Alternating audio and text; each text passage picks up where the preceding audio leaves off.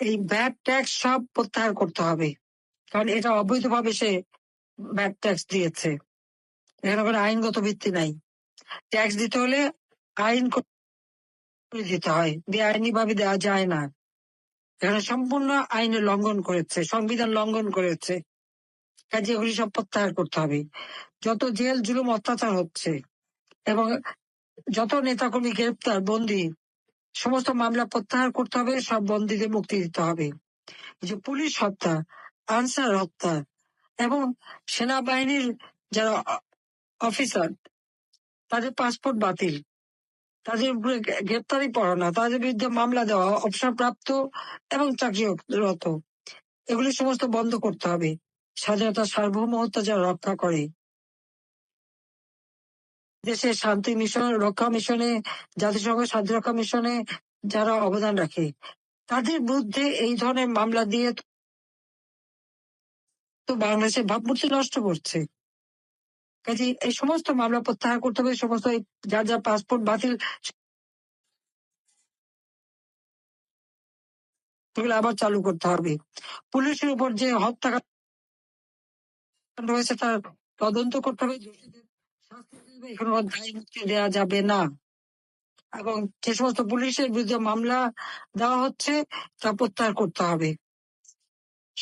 সরকারি কর্মচারীদের চাকরি থেকে বিতাড়িত করা হয়েছে,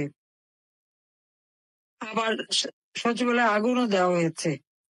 এই সমস্ত মামলা প্রত্যাহার করতে হবে। আমার 3 জন সাবেক প্রিন্সিপাল সেক্রেটারি কারাগারে, তাদের মুক্তি দিতে হবে। এবং এই ভ্যাট ট্যাক্স প্রত্যাহার, জুলুমবাজি বন্ধ, জঙ্গিবাজি বন্ধ, মানুষের শান্তি নিরাপত্তা নিশ্চিত করার দাবিতে আগামীকাল আমরা হরতাল ডেকেছি। তবে এখানে আমি বলবো কোন রকম জুলুম করা না, সাধারণ মানুষের উপর কোনো আঘাত দেওয়া না। মানুষ স্বতঃস্ফূর্তভাবে যতটুকু করবে ততটুকুই যথেষ্ট, কারণ এটা তো কেবল প্রাথমিক ভাবে দিচ্ছি। আমাদের আন্দোলন অব্যাহত রাখতে হবে এবং এই আন্দোলন করেই আমাদেরকে বাংলাদেশকে এই জঙ্গিদের হাত থেকে মুক্ত করতে হবে। বাংলাদেশের মানুষের জীবনের শান্তি নিরাপত্তা ফিরিয়ে আনতে হবে। বাংলাদেশের মানুষ যেন আবার সুন্দরভাবে বাঁচতে পারে সেই ব্যবস্থা করতে হবে। ব্যবসায়ীরা ব্যবসা করতে পারে না, ব্যাংকে বলে টাকা নেই, অথচ টাকা কিন্তু ছাপাচ্ছে। টাকা যাচ্ছে কোথায়? আজকে সমস্ত ব্যবসা প্রতিষ্ঠানের মধ্যে একটার পর একটা কারখানা বন্ধ, গার্মেন্টস বন্ধ হয়ে যাচ্ছে, রপ্তানি কমে যাচ্ছে। কাজে এই অবস্থা থেকে পরিত্রাণ পাওয়ার জন্য দেশের আর্থসামাজিক অবস্থার উন্নয়ন, ভ্যাট ট্যাক্স বন্ধ এবং এই জুলুম, ঘরে ঘরে আগুন দেওয়া, ঘরে ঘরে যে মা বোনদের উপরে হামলা, অত্যাচার, গ্রেপ্তার, কথায় কথায় রিমান্ডে নেওয়া, এই সব কিছু বন্ধ করতে হবে। এবং এই বন্দি মুক্তি, রিমান্ড বন্ধ এবং এই ভ্যাট ট্যাক্স বন্ধ, এই ভ্যাট ট্যাক্স প্রত্যাহার করা দাবিতেই এই আন্দোলন। এটা একটা শুরু।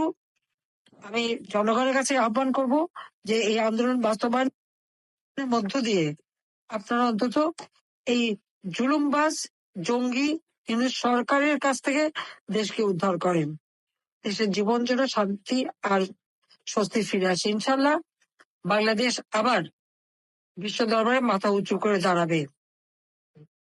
আপনাদের সবাইকে ধন্যবাদ। জয় বাংলা, জয় বঙ্গবন্ধু, বাংলাদেশ চিরজীবী হোক।